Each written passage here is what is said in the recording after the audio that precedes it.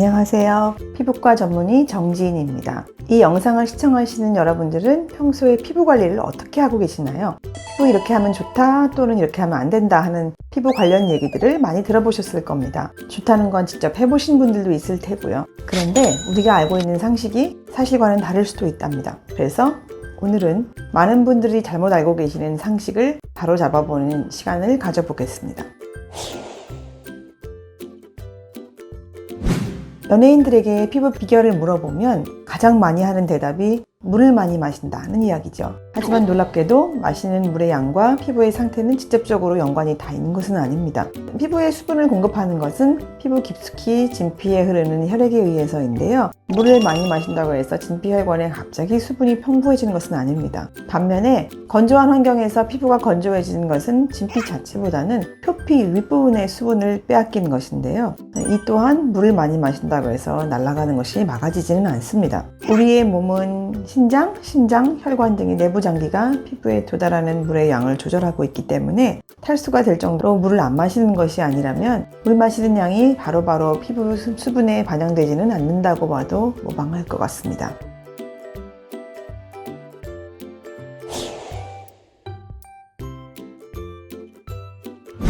아기 피부가 되고 싶은 건 모두의 바람이 아닐까 싶은데요. 특히 피부가 유독 민감하신 분들은 자극이 덜하고 순한 아기용 화장품을 선호하기도 합니다. 그러나 베이비 제품을 성인이 사용할 경우에 또 다른 피부 트러블을 유발할 수도 있기는 합니다. 아기 피부는 그때와 성인 피부의 약 5분의 1 정도로 얇기도 하고 피지 분비가 매우 적습니다. 또한 아기용 피부 화장품들은 천연 성분을 사용하고 순하지만 또 유분 함량이 좀 높은 것이 또 특징입니다. 그렇기 때문에 지성 피부의 성인 얼굴에는 오히려 과도한 유분이 모공을 막아서 여드름을 발생시킬 수도 있겠습니다. 다만 예전과는 달리 코메도제닉하지 않은 지질 성분이 들어간 유화 부스트들이 많이 개발되어서 이런 문제는 좀 적어졌고요. 약산성 유화 바디 클렌저 같은 경우에도 성인에게 당연히 특별히 문제는 없은 것으로 알려져 있고 제가 많이 또 추천하고 있습니다.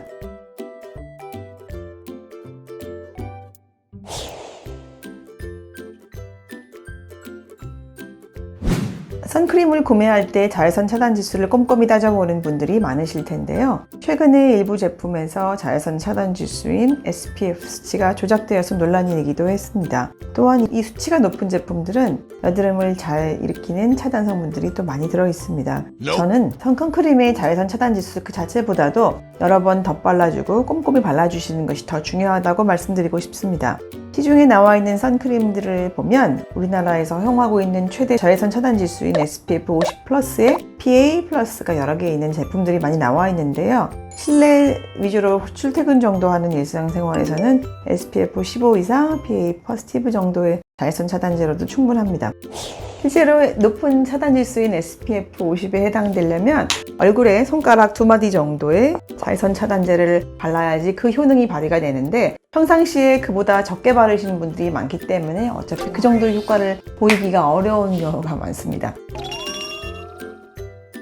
그리고 또한 SPF 50까지 국내에서는 표기 허용이 되어 있기 때문에 해외에서 SPF 80, 100 정도를 가지고 들어오신다 하더라도 국내의 표기법 방법에 따라서 50+ 이거와 그렇게 차이가 나는 제품들이 아니거든요. 그 높은 것을 너무 과신하지 않게 하기 위해서 국내 화장품법에서 그렇게 규정하고 있습니다. 물론 레이저 시술 후 특히 자외선에 유의해야 되는 시점에서는 높은 SPF 자외선 차단제를 충분히 발라주실 것을 강조드립니다. 야외 활동에도 SPF 30 이상 PA2 포지티브 정도면 자외선 차단하는 데는 일반적으로는 큰 문제가 없습니다. 다만 요즘처럼 더운 여름에 땀으로 인해서 선크림이 무너져 내리거나 닦여 나가기 쉽기 때문에 충분한 양을 2-3시간마다 한 번씩 덧발라 주셔야 자외선으로부터 우리 피부를 보호할 수 있겠습니다.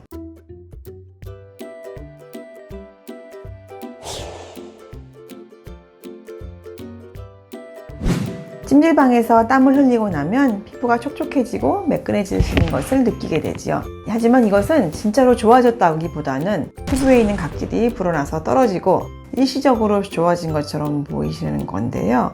이처럼 찜질방 열기에 우리 피부가 장시간 노출되면 혈관이 확장이 되면서 염증을 악화시키거나 유발되실 수 있고요. 또 뜨거운 수분에 의해서 보습인자, 자연 보습인자가 소실되기 때문에 피부가 오히려 결과적으로는 건조하고 거칠게 변하실 수가 있겠습니다.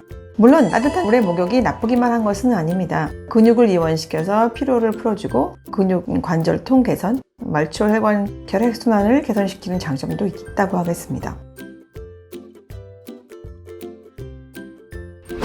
오늘은 잘못된 피부 상식에 대해서 진실을 알아보았는데요. 흔히 알고 있는 피부에 대한 정보가 잘못된 정보라면 여러분의 피부를 더 좋지 않게 만들 수도 있겠습니다. 그렇기 때문에 실행에 옮기기 전에 반드시 올바른 정보인지 확인하시기를 바랍니다. 오늘 영상이 도움이 되셨거나 피부에 관련된 꿀팁들을 더 알고 싶다면 구독, 좋아요, 알림 설정을 부탁드리고요. 궁금하신 점은 아래 댓글로 문의주시기 바랍니다. 지금까지 피부과 전문의 정지인이었습니다. 감사합니다.